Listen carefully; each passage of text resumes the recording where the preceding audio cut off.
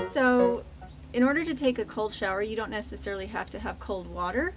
We are in the 40s and 50s and so if we don't get that water boiling and we don't get our butts out here while the air itself is warm, we get to take cold showers even though the water's hot. It's kind of an interesting combination, but they say it's really good for you, good for your skin, good for your hair, good for your circulation.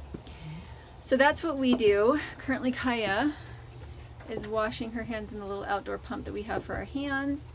And then over there we have our little shower. We have cold water in our chemical pump that has never had chemicals in it, agricultural pump sprayer. And then we take our boiling water from off of the Elmira stove and we go mix it. And generally it takes about 2 quarts of water if you're really, really, really thorough. And the action is scrubbing more than anything. But there's our boiling water. Lately it's been cold during the day too, which means we've had the wood stove going and it's been too cold at night to be able to go out and shower. So we haven't. What we've done is we've taken washcloths and a little bowl of hot water off the stove and then we scrub everything with the washcloth. When it comes to genital regions, we use a wet paper towel that does not get double dipped back in the water, and then that's how we do it, and it's pretty hygienic. We feel as clean as we did when we use the shower, but it keeps us warmer in the house. As soon as we have the plastic back up around the deck, we'll shower in this space into a bucket using the same sprayer, but I keep not getting it done. I need to get it done.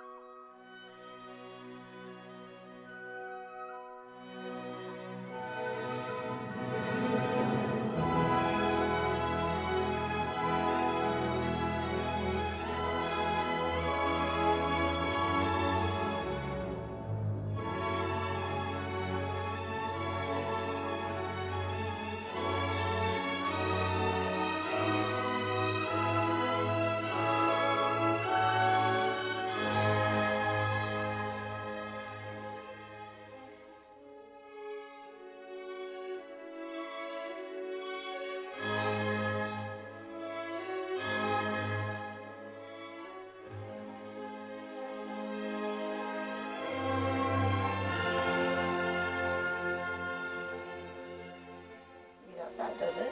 Yes. I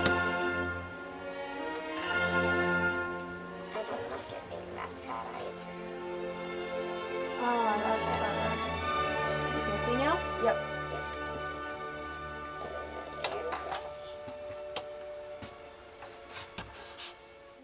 Candles put off a surprisingly large amount of light, especially the tall ones. Well, there's more oxygen up. Is there? Oh, okay.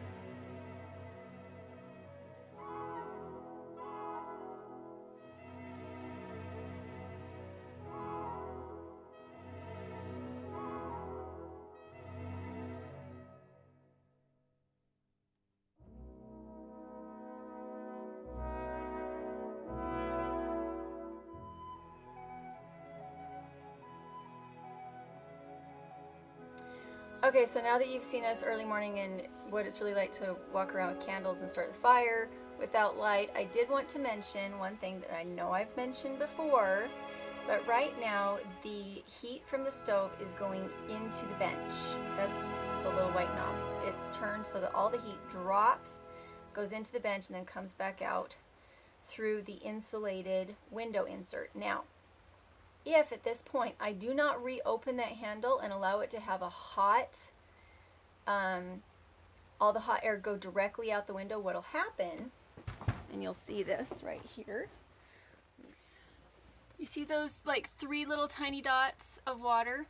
That happens when I've had this slow burn. I have this slow burn. See, that's all that's left.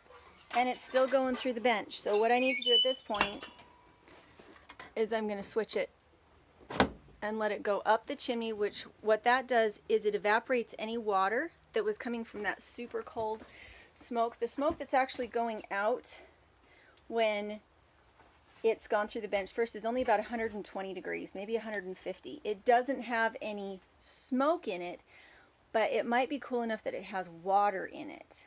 Does that make sense? So it burned off, all the smoke burns off in here.